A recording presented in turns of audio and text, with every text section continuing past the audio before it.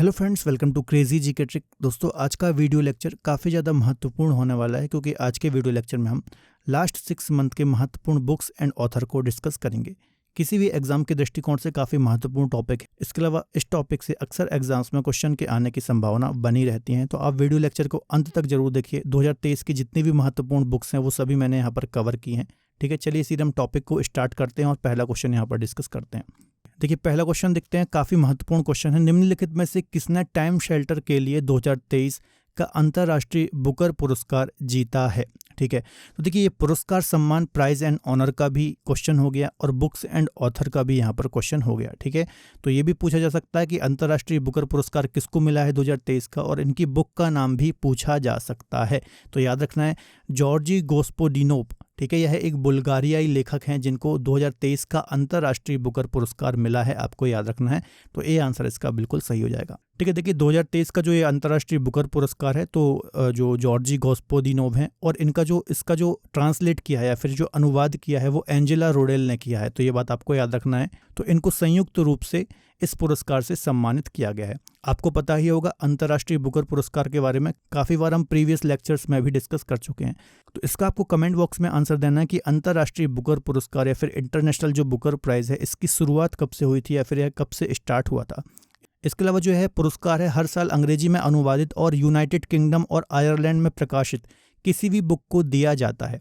इसमें विजेता को 50,000 यूरो का पुरस्कार दिया जाता है, जिसे लेखक और अनुवादक के बीच में समान रूप से यहाँ पर डिवाइड या फिर डिस्ट्रीब्यूट कर दिया जाता है। तो ये कुछ अन्य डिटेल भी आपको याद रखनी है। ठीक है, अब देखिए 2023 का अंतर्राष्ट्रीय बुकर पुरस्कार इंपॉर्टेंट तो है ही, साथ ही साथ 2022 का बुकर पुरस्कार भी काफ़ी ज़्यादा महत्वपूर्ण है। क्यों महत्वपूर्ण है? क्योंकि 2022 का जो अंतर्राष्ट्रीय बुकर पुरस्कार है वो गीतांजलि श्री को मिला था, जो कि भारत की एक लेखिका हैं, आपको याद रखना है। ठीक है, तो याद थोड़ा सा हम डिस्कस कर लेते हैं, पहले भी हमने इसको डिस्कस किया है। तो 2022 का अंतर्राष्ट्रीय जो बुकर पुरस्कार है ये गीतांजलि श्री को डेजी रॉकवेल द्वारा अनुवादित उपन्यास टॉम्ब ऑफ सैंड, या फिर इसको हम बोलते हैं रेत की समाधि, ठीक है, इसके लिए सम्मानित किया गया था 2022 के अंतर्राष्ट्रीय बुकर पुरस्कार के द्वारा। आपको याद रखना है ना, क्या नाम है उपन्यास का?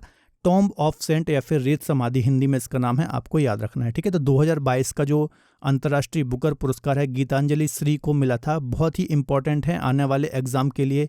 ज़रूरी नहीं है कि 2023 का ही पूछेगा, 2022 का भी पूछ सकता है, क्योंकि भारतीय लेखिका को यह पुरस्कार मिला था। ठीक है, इसके अलावा जो इनके कुछ अन्य उपन्यास हैं उनको भी हम डिस्कस कर लेते हैं, जैसे कि माई हो गया, हमारा शहर उस बरस हो गया, तिरोहित हो गया, खाली जगह हो गया, रेत समाधि हो गया। तो इनके कुछ अन्य उपन्यास भी आपको याद रखना है, यहाँ से भी एग्जाम में क्वेश्चन पूछे जा सकते हैं। चलिए अगला क्वेश्चन डिस्कस कर लेते हैं। Droupadi Murmu from tribal hinterland to Raisina hills पुस्तक के लेखक कौन है? ठीक है, तो काफ़ी महत्वपूर्ण बुक है, किसी न किसी एग्जाम में ज़रूर देखने को मिलेगी। तो इसका आंसर हो जाएगा बी, कस्तूरी रे के द्वारा यह बुक लिखी गई है। देखिए, यह जो बुक है हमारी प्रेसिडेंट द्रौपदी मुर्मू जी के बारे में है कि कैसे मयूरगंज जिले के एक छोटे से गांव की रहने वाली एक साधारण लड़की, एक आदिवासी लड़की ने अपना गांव छोड़ने से लेकर के भारत का पहला नागरिक बनने तक जो उनका संघर्ष रहा है ये पूरी यात्रा में, इस पूरी संपूर्ण यात्रा को इस बुक में बताया गया है। तो ये बुक काफ़ी महत्वपूर्ण है, डेफिनेटली किसी न किसी एग्जाम में पूछी जाएगी, आपको याद रखना है, मोस्ट इंपॉर्टेंट है। ठीक है, कस्तूरी रे के द्वारा इसको लिखा गया है।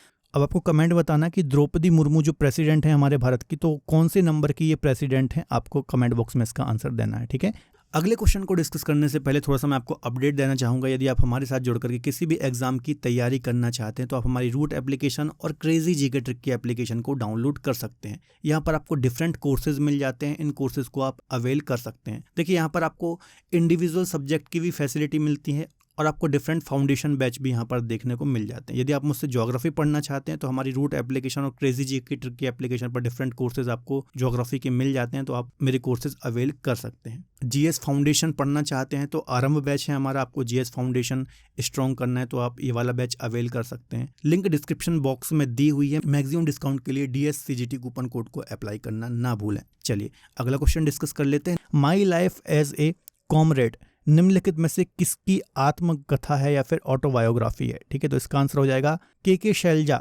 इन्होंने ही अपनी बायोग्राफी लिखी है, जो कि केरल की पूर्व स्वास्थ्य मंत्री हैं, आपको याद रखना है।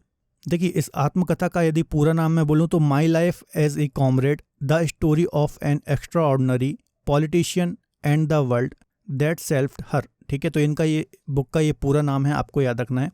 ठीक है। इसके अलावा ये जो इनकी बुक है या फिर इनकी ऑटोबायोग्राफी है, तो पत्रकार मंजूषारा राजन सह लेखक, मतलब इन्होंने साथ में इनके लेखन किया है, आपको याद रखना है। ठीक है, तो यह जो बुक है के सैलजा के जीवन के बारे में बताता है कि कैसे मालाबार की एक छोटी सी बस्ती से इनका जीवन शुरू हुआ था और अंततः यह केरल सरकार में एक कैबिनेट मंत्री के पद तक पहुंची, आपको याद रखना है। यह केरल राज्य की पूर्व स्वास्थ्य मंत्री रही हैं। ठीक है, तो काफ़ी महत्वपूर्ण बुक है, आपको याद रखना है। अगला क्वेश्चन है, गांधी सियासत और संप्रदाय नामक पुस्तक के लेखक निम्न में से कौन है? तो ये भी काफ़ी महत्वपूर्ण बुक है, तो इसका आंसर हो जाएगा पीयूष बावेले। ठीक है, पीयूष बावेले ने यह बुक लिखी है, आपको याद रखना है। ठीक है, जो पीयूष बावेले हैं इनके बारे में थोड़ा सा डिस्कस कर लेते हैं। पहले यह पत्रकार थे, वर्तमान में यह लेखक हैं। ठीक है, आपको याद रखना है। और वर्तमान में मध्य प्रदेश कांग्रेस के मीडिया विभाग के प्रमुख भी हैं, आपको याद रखना है। ठीक है, तो इन्होंने जो यह बुक लिखी है, डॉक्टर अंबेडकर की किताब थी पाकिस्तान या भारत का विभाजन, इस पर और कुछ अन्य स्रोतों पर आधारित इन्होंने यह बुक लिखी है, आपको याद रखना है। ठीक है, तो इस पुस्तक के माध्यम से इनका उद्देश्य यह है कि जो एक दक्षिणपंथी विचारधारा है ना, इसके द्वारा जो फैलाया गया एक भ्रम है कि विभाजन के लिए महात्मा गांधी जिम्मेदार थे, तो इस भ्रम को तोड़ना या फिर दूर करना इस बुक का उद्देश्य है, आपको याद रखना है। जो कि पाकिस्तान या फिर भारत का विभाजन बुक, जो कि BR अम्बेडकर के द्वारा लिखी गई थी, तो इस पुस्तक पर आधारित है। या फिर कुछ अन्य स्रोत हैं जो कि आज़ादी के टाइम की कुछ प्रमुख बुक थी, तो उन बुक्स से और उन सोर्स से ये सारी चीज़ें इसमें ली गई हैं, आपको याद रखना है। ठीक है, चलिए अगला क्वेश्चन डिस्कस कर लेते हैं। Made in India 75 years of business and enterprise के लेखक कौन है? तो इसका आंसर हो जाएगा अमिताभ कांत। काफ़ी महत्वपूर्ण राइटर हैं, अक्सर इनकी बुक एग्जाम में पूछी जाती हैं। तो अमिताभ कांत इनके इस बुक के राइटर हैं, आपको याद रखना है। देखिए, इस बुक में क्या बताया गया है, तो भारत के स्वतंत्रता के 75 वर्षों के बाद अपने पूर्व औपनिवेश, देखिए इस बुक में यह बताया गया है कि जैसा कि आपको पता ही होगा, भारत 1947 से पहले अंग्रेज़ों का उपनिवेश था, या फिर जो ब्रिटिशर्स थे उनका उपनिवेश था, मतलब अंग्रेज़ों का यहाँ पर अधिकार था हमारे भारत में। ठीक है, तो इस बुक में यह बताया गया है कि स्वतंत्रता के 75 वर्षों के बाद कैसे हमने यूनाइटेड किंगडम को पीछे छोड़ते हुए दुनिया की 5वीं सबसे बड़ी अर्थव्यवस्था बनने का ये पूरा सफ़र तय किया है। तो ये सारी चीज़ें इस बुक में बताई गई हैं। तो काफ़ी महत्वपूर्ण बुक है, आपको याद रखना है। अमिताभ कांत के द्वारा यह बुक लिखी गई है। चलिए अगला क्वेश्चन है, वार एंड विमेन नामक पुस्तक किसके द्वारा लिखी गई है? तो इसका आंसर हो जाएगा डॉक्टर M.E. हसन के द्वारा यह बुक लिखी गई है। काफ़ी महत्वपूर्ण है, याद रखना है। देखिए, संयुक्त राष्ट्र मानवाधिकार परिषद UNHRC की 52वीं सत्र की जो बैठक हुई थी स्विट्जरलैंड जेनेवा में, ठीक है, तो यहाँ पर इस बुक का विमोचन किया गया, आपको याद रखना है। तो इस बुक में यह बताया गया है कि 1971 में जो युद्ध हुआ था, जब बांग्लादेश पाकिस्तान से अलग हुआ, तो इस समय पाकिस्तानी सेना के द्वारा उत्पन्न जो सेक्सुअल हिंसा थी, है ना, इसका शिकार जो बंगाली महिलाएं बनी थी। ठीक है, तो इन सभी चीज़ों को उजागर किया गया है इनकी बुक में, आपको याद रखना है। ठीक है, देखिए, तो इस बुक में क्या बताया गया है, 1971 में जो बांग्लादेश अलग हुआ था पाकिस्तान से, तो पाकिस्तानी सेना के द्वारा जो बंगाली महिलाएं थीं, ठीक है, इन पर जो सेक्सुअल हिंसा की गई थी, तो इसके बारे में इस बुक में बताया गया है। तो आपको याद रखना है, काफ़ी महत्वपूर्ण बुक है। Doctor M.A. हसन के द्वारा इस बुक को लिखा गया है। अगला क्वेश्चन है, हाल ही में गीता आचरण एक अभ्यासकर्ता का परिप्रेक्ष्य पुस्तक का उड़िया संस्करण जारी किया गया है। तो यह जो पुस्तक है मूल रूप से निम्नलिखित लेखक के द्वारा लिखी गई है।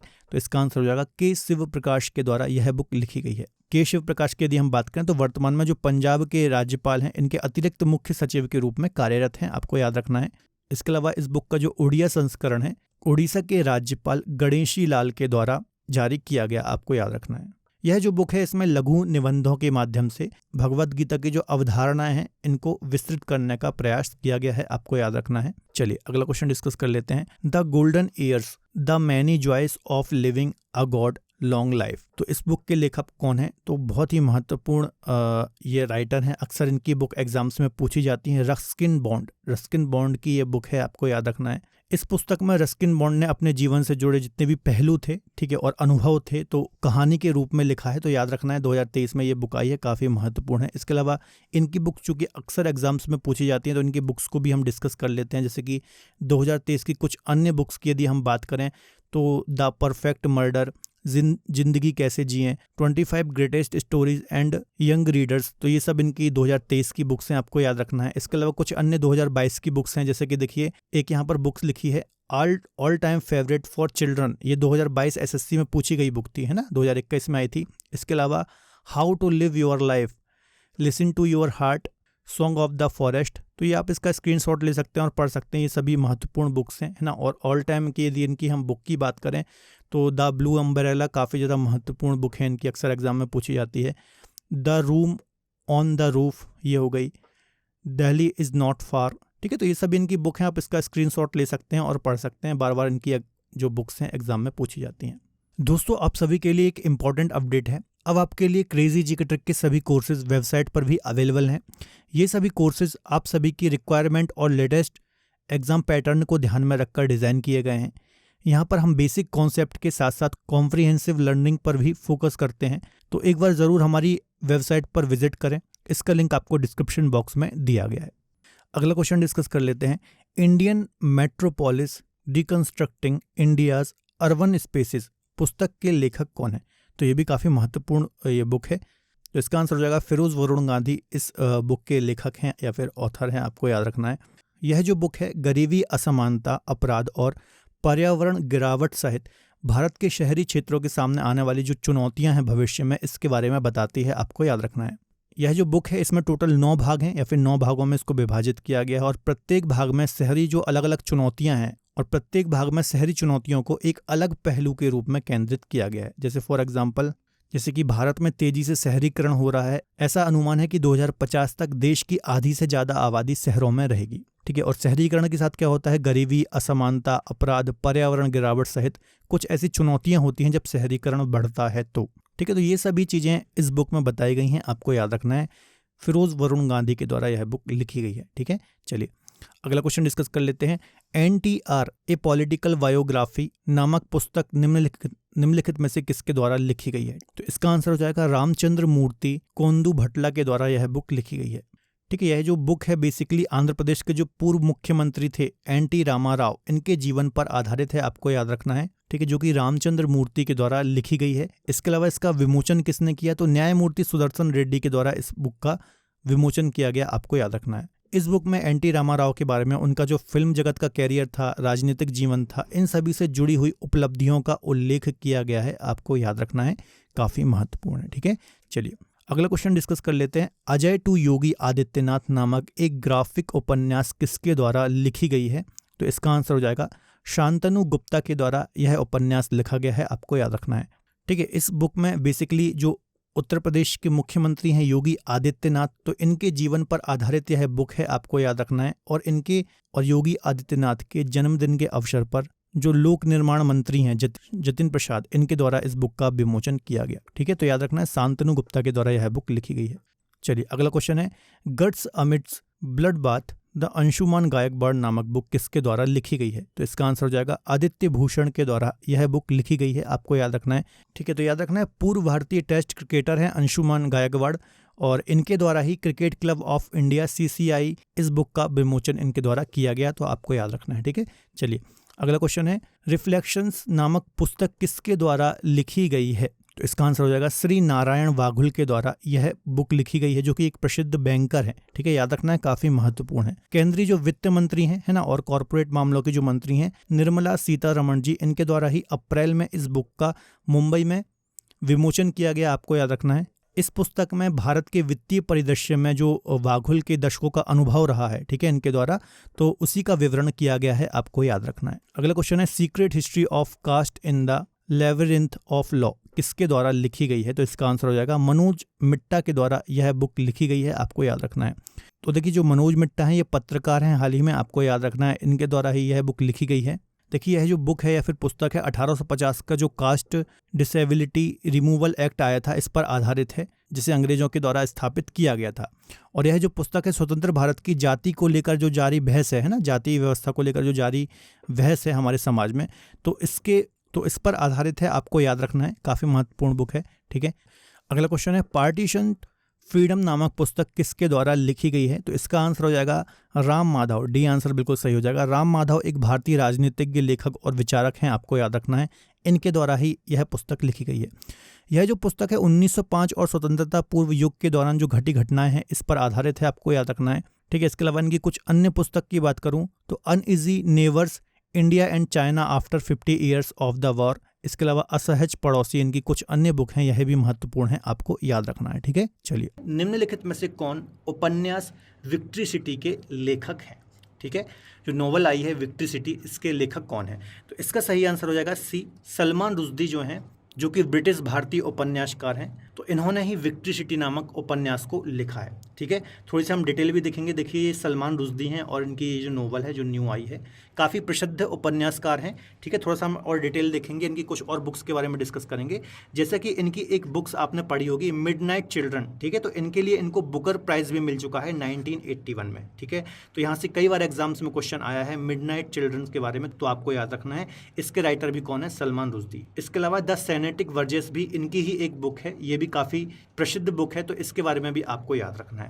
इसके अलावा सलमान रुश्दी की बात करूं तो 1981 में इनको बुकर पुरस्कार से भी सम्मानित किया जा चुका है, जिसको साहित्य के नोवेल के नाम से जाना जाता है। ठीक है, तो ये बात भी आपको याद रखना है। मिडनाइट चिल्ड्रन के लिए यह पुरस्कार इनको दिया गया था। चलिए, अगला क्वेश्चन डिस्कस कर लेते हैं। स्पेयर नामक पुस्तक किसके द्वारा लिखी गई है? ठीक है, काफ़ी चर्चा में रही थी 2023 में ये बुक। ठीक है, तो इसका आंसर हो जाएगा बी, प्रिंस हैरी के द्वारा ये बुक लिखी गई है। ठीक है, काफ़ी महत्वपूर्ण बुक है, काफ़ी सुर्खियों में रही है हाल ही में 2023 में, तो इसको आपको याद रखना है, किसी ना किसी एग्जाम में यहाँ से क्वेश्चन जरूर आएगा। तो देखिए, ये प्रिंस हैरी हैं जो कि ब्रिटेन के शाही परिवार से ताल्लुक़ रखते हैं। ठीक है, इसके अलावा इनकी ये बुक है स्पेयर, आपको याद रखना है। देखिए बच्चों, हाल ही में काफ़ी चर्चा में ये बुक रही थी, क्योंकि इस किताब ने एक नया रिकॉर्ड बनाया था और एक दिन में ही इसकी लगभग 14 लाख कॉपी सेल हो गई थी या फिर बिक गई थी। ठीक है, तो इस बुक के बारे में क्या बताया गया है? तो ब्रिटिश शाही खानदान के जो राजकुमार हैं प्रिंस हैरी, इन्होंने अपनी पुस्तक स्पेयर में निजी भावनात्मक उतार चढ़ाव और कटु पारिवारिक संबंधों के बारे में लिखा है, और इसी बुक के बाद काफ़ी चर्चा में भी रही थी ये बुक, इस वजह से ये काफ़ी ज़्यादा सुर्खियों में रही थी। ठीक है, तो ये आपको याद रखना है, काफ़ी ज़्यादा महत्वपूर्ण बुक है। अगला क्वेश्चन देख लेते हैं। पुस्तक चीफ मिनिस्टर्स डायरी के लेखक कौन है? काफ़ी ज़्यादा सुर्खियों में रही थी अभी ये बुक, तो इसका आंसर हो जाएगा सी, हेमंत विश्व शर्मा, जो कि असम के मुख्यमंत्री हैं वर्तमान में, तो इनके द्वारा ही ये बुक लिखी गई है। ठीक है, और हाल ही में भारत के जो पूर्व मुख्य न्यायाधीश हैं और राज्यसभा सदस्य हैं रंजन गोगोई, तो रंजन गोगोई के द्वारा ही इस बुक का विमोचन किया गया था। ये बुक आप देख सकते हैं, और ये हैं हेमंत विश्व शर्मा। ठीक है, जो कि वर्तमान में असम के मुख्यमंत्री हैं। तो देखिए, इस जो ये बुक है इसका नाम चीफ मिनिस्टर्स डायरी नंबर 1 है। इसे खुद असम के जो सीएम है, सीएम हेमंत विश्व शर्मा, इन्होंने लिखा है। अपनी डायरी के विमोचन के मौके पर इन्होंने कहा कि इन्होंने अपने व्यक्तिगत जीवन को सुर्खियों में लाए बिना इस डायरी में एक मुख्यमंत्री के रूप में जो इन्होंने अपना कार्यकाल कंप्लीट किया 1 वर्ष का, तो उसके बारे में बताया है और दैनिक गतिविधियों के बारे में डिटेल में बताया है। उन्होंने अपनी इस बुक में पिछले 11 महीने में हुए राज्य के विकास का वर्णन भी किया है। इसके अलावा इन्होंने ये भी कहा कि इससे पहले जो भी मुख्यमंत्री आए उनको जिन दिक्कतों को सामना करना पड़ा था, उन दिक्कतों से मुझे सामना नहीं करना पड़ा है, और अपने पिछले 11 महीनों के जो इनका विकास का मॉडल था या फिर इनका जो भी एक्सपीरियंस था, इस एक्सपीरियंस को उन्होंने अपनी बुक में लिखा है। ठीक है, चलिए अगला क्वेश्चन देख लेते हैं। अगला क्वेश्चन है, revolutionary the other story of how India one it's freedom नामक बुक के लेखक कौन है, या फिर यह पुस्तक किसने लिखी है? ठीक है, तो इसका आंसर हो जाएगा डी, संजीव सान्याल ने यह बुक लिखी है। आपको याद रखना है, काफ़ी महत्वपूर्ण है। हाल ही में गृह मंत्री अमित शाह ने इनकी पुस्तक का विमोचन किया। ठीक है, देखिए ये हैं संजीव सान्याल। ठीक है, देखिए इस पुस्तक के लेखक कौन है? अर्थशास्त्री संजीव सान्याल है। इसके अलावा ये प्रधानमंत्री के आर्थिक सलाहकार परिषद के सदस्य भी हैं, आपको याद रखना है। ठीक है, यह जो बच्चों पुस्तक है भारत के स्वतंत्रता संग्राम से संबंधित चर्चा को समाहित करती है अपने अंतर्गत। इसके अलावा बच्चों संजीव जो सान्याल हैं ये बेस्ट सेलिंग लेखक भी रह चुके हैं और लगभग 2 दशकों तक वित्तीय क्षेत्र में अपनी सेवा भी इन्होंने दी है, तो आपको याद रखना है। ठीक है, काफ़ी महत्वपूर्ण बुक है। इसके अलावा इनके कुछ अन्य बुक हैं जो काफ़ी महत्वपूर्ण है, जैसे कि life over 2 beers and other stories. इसके अलावा द ओशियन ऑफ चर्न। ठीक है, तो ये भी काफ़ी महत्वपूर्ण बुक्स हैं, आपको याद रखना है। चलिए अगला क्वेश्चन डिस्कस कर लेते हैं। निम्न में से कौन सी पुस्तक अवनी देसाई के द्वारा लिखित है? तो इसका आंसर हो जाएगा डी, बर्न शुगर नामक पुस्तक अवनी देसाई ने वर्तमान में लिखी है। ठीक है, तो आप देख सकते हैं ये अवनी देसाई हैं और ये इनकी बुक है जो हाल ही में इन्होंने लिखी है। इस बुक में बच्चों इन्होंने माँ और बेटी के संबंधों को डिस्कस किया है। इसके अलावा जो अवनी दोषी हैं इनका जो ये उपन्यास था बर्न शुगर, ठीक है, इसको बुकर पुरस्कार 2020 के लिए भी नॉमिनेट किया गया था। ठीक है, तो ये बात भी आपको याद रखना है। इस कारण से ये काफ़ी ज़्यादा महत्वपूर्ण हो जाता है, आपको याद रखना है। एग्जाम में भी क्वेश्चन के आने की संभावना काफ़ी ज़्यादा है। अगला क्वेश्चन देख लेते हैं, द ब्लू बुक के लेखक कौन हैं? ठीक है, तो इसका आंसर क्या हो जाएगा? बी अमिताभा कुमार जो हैं ब्लू बुक के लेखक हैं, आपको याद रखना है। एक भारतीय लेखक और पत्रकार हैं। ठीक है, आप देख सकते हैं, ये बुक भी देख सकते हैं और ये अमिताभा कुमार हैं। देखिए इस बुक में क्या बताया गया है, जो महामारी के कारण लॉकडाउन लगा था तो उस समय जो व्यक्तिगत और सामूहिक रूप से सभी लोगों को दिक्कत हुई थी, तो उसी अनुभव को उन्होंने अपनी बुक में यहाँ पर बताया है, आपको याद रखना है। ठीक है, इंपॉर्टेंट बुक है, आपको याद रखना है।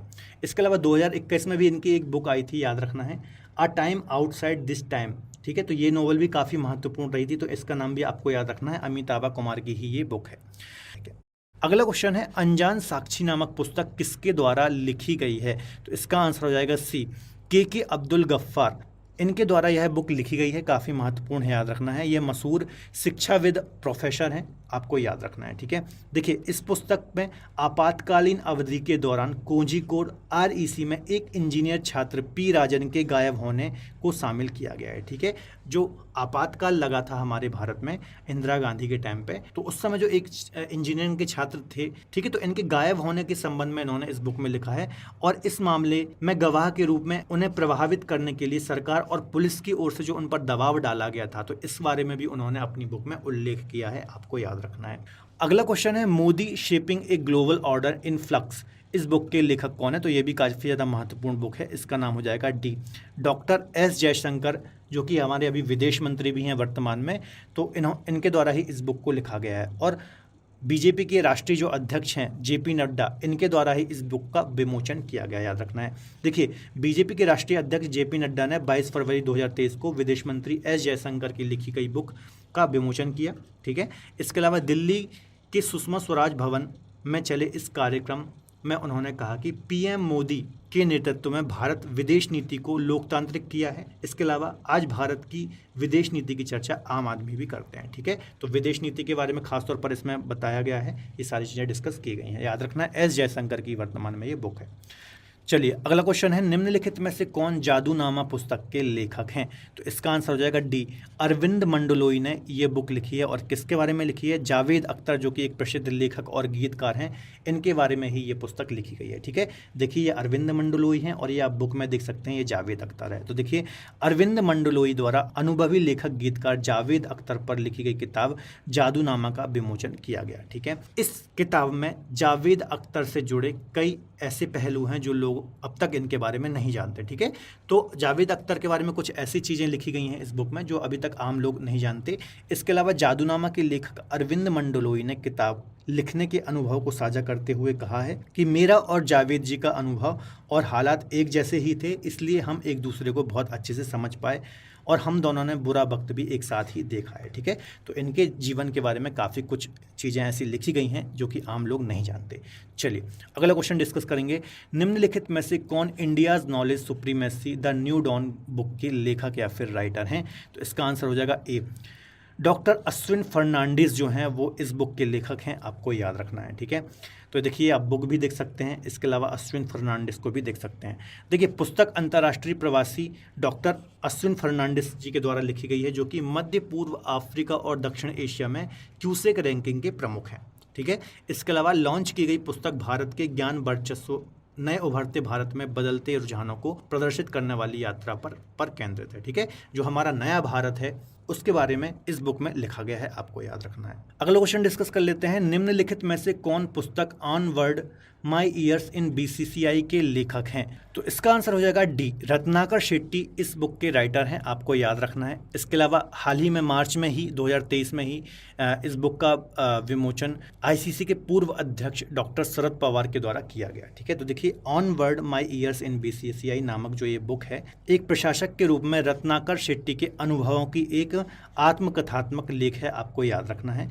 रसायन शास्त्र के प्रोफेसर शेट्टी विभिन्न पदों पर मुंबई क्रिकेट संघ की सेवा से जुड़े हुए हैं। BCCI के पहले मुख्य प्रशासनिक अधिकारी भी ये बने हैं, तो आपको याद रखना है। ठीक है, जो भी इनका एक्सपीरियंस रहा है क्रिकेट से संबंधित, तो उस बारे में इन्होंने अपनी बुक में लिखा है। ठीक है, चलिए अगला क्वेश्चन देखेंगे, चर्चा में रही अम्बेडकर्स अ लाइफ पुस्तक के लेखक कौन है, तो काफ़ी ज़्यादा महत्वपूर्ण ये बुक है, काफ़ी ज़्यादा चर्चा में भी रही थी। ठीक है, इसका आंसर हो जाएगा ए, शशि थरूर इसके लेखक हैं या फिर राइटर हैं, आपको याद रखना, ये आप जानते ही होंगे शशि थरूर। ठीक है, तो अंबेडकर अलाइव 2022 में इनकी ये बुक आई थी, काफ़ी ज़्यादा महत्वपूर्ण थी। इसके अलावा द स्ट्रगल फॉर इंडिया शोल 2021 में आई थी, ये भी काफ़ी महत्वपूर्ण बुक है इनकी, आपको याद रखना है शशि थरूर की, क्योंकि कई बार एग्जाम में इनकी बुक्स पूछी जाती हैं। द बैटल ऑफ बिलोंगिंग 2020 में ये बुक आई थी, ये भी आपको याद रखना है। इसके अलावा एरा ऑफ डार्कनेस, इसके लिए बच्चों इनको 2019 में साहित्य अकादमी पुरस्कार से भी सम्मानित किया गया था, ये बुक भी काफ़ी इंपॉर्टेंट है। इसके अलावा द ग्रेट इंडियन नॉवेल, ये पहले इनकी फिक्शन थी, 1989 में आई थी, तो इसके बारे में भी आपको याद रखना है। कुछ महत्वपूर्ण बुक्स हैं शशि थरूर की, कई बार यहाँ से एग्जाम्स में क्वेश्चन आए हैं।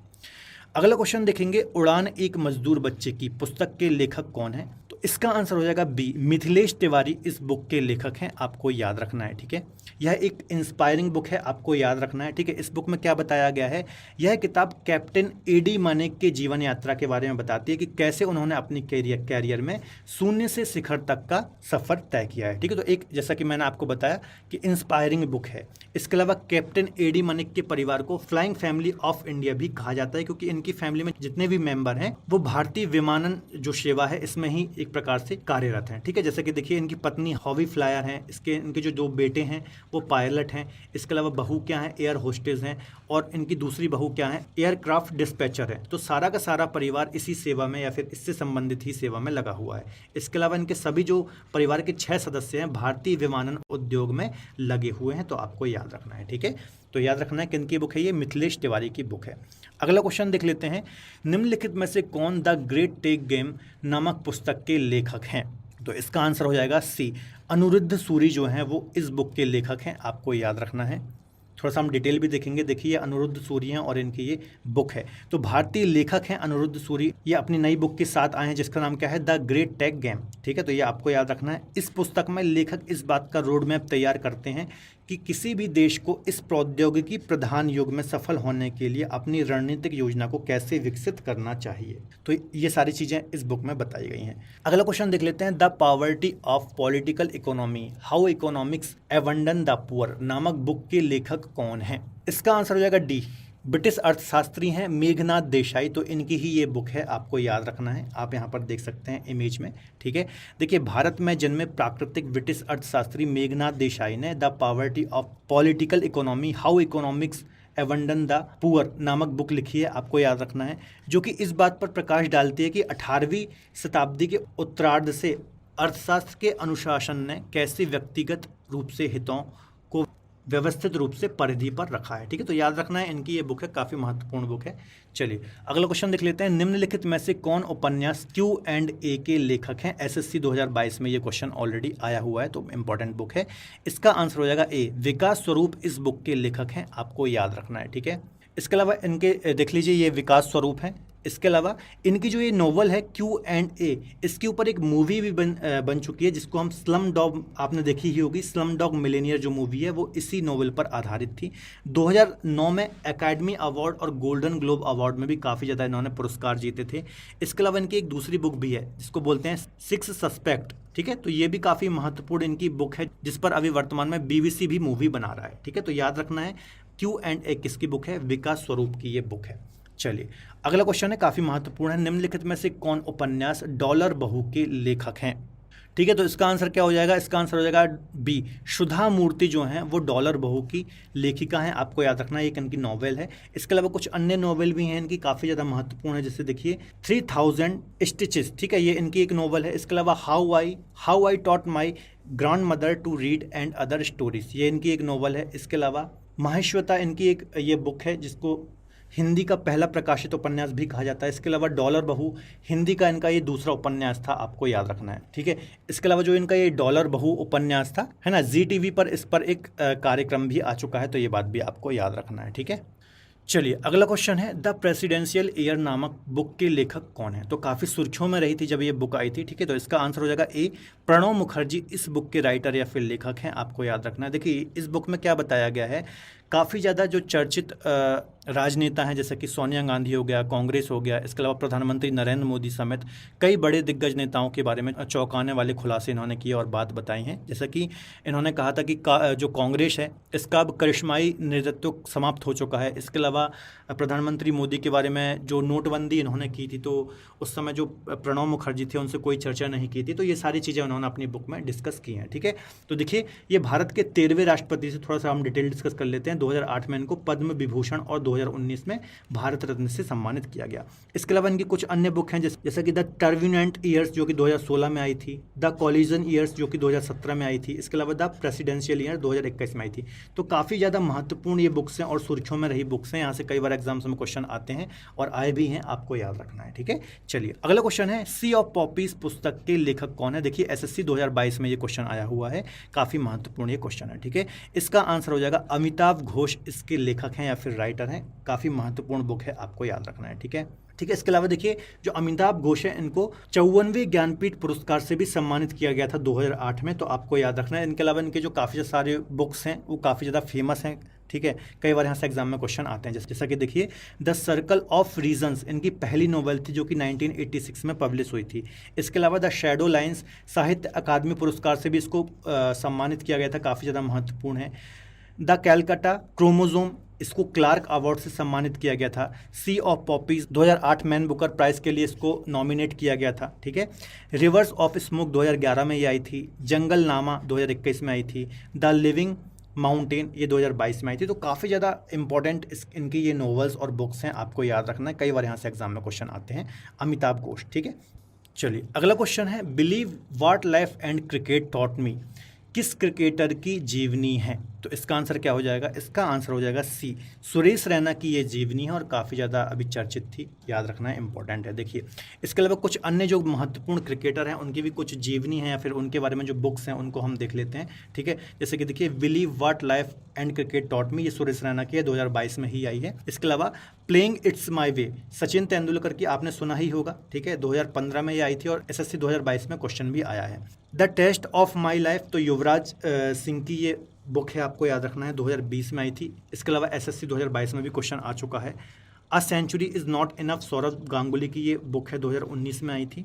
नो स्पिन ये सैन वॉर्न की बुक है, हाल ही में इनका निधन हो गया था पिछले वर्ष, आपको पता होगा। ठीक है, तो याद रखना है इनकी बुक, चूँकि ये काफ़ी महान स्पिन बॉलर थे तो उससे आप याद भी कर सकते हैं। इसके अलावा six machine I don't like cricket I love it Chris Gayle की ये जीवनी है, याद रखना है, 2019 में आई थी। इसके अलावा 281 एंड बियॉन्ड ये वीवीएस लक्ष्मण की बुक है, 2018 में आई थी। तो ये कुछ महत्वपूर्ण क्रिकेटर और उनकी जीवनी या फिर उनके बारे में बुक्स हैं, आपको याद रखना है, कई बार यहाँ से एग्जाम में क्वेश्चन पूछे जाते हैं।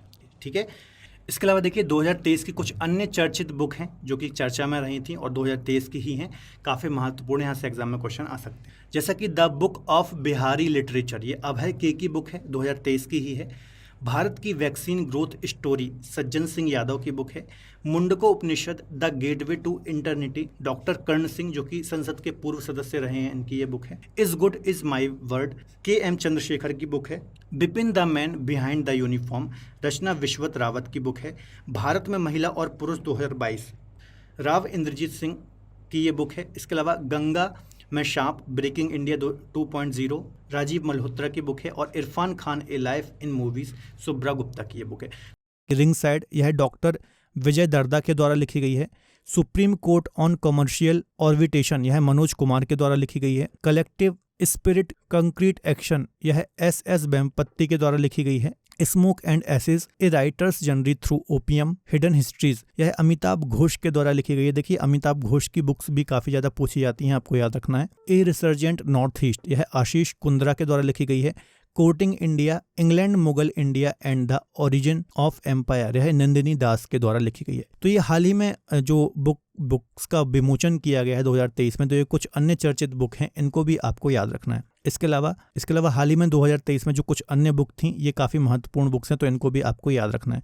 तो बच्चों जितनी भी 2023 की चर्चित बुक थी ये सारी मैंने आपको डिस्कस करा दी हैं, किसी भी एग्जाम के दृष्टिकोण से काफ़ी महत्वपूर्ण है, तो इन सभी को आपको ध्यान से नोट डाउन करना है। तो फिलहाल आज के वीडियो लेक्चर में इतना ही। यदि आपको आज का वीडियो लेक्चर पसंद आया है तो प्लीज़ वीडियो को लाइक करें, इसके अलावा अपने दोस्तों के साथ शेयर जरूर करें। मिलेंगे अगले बेहतर लेक्चर में, तब तक अपना ख्याल रखिए और पढ़ते रहिए। बाय बाय, टेक केयर, जय हिंद।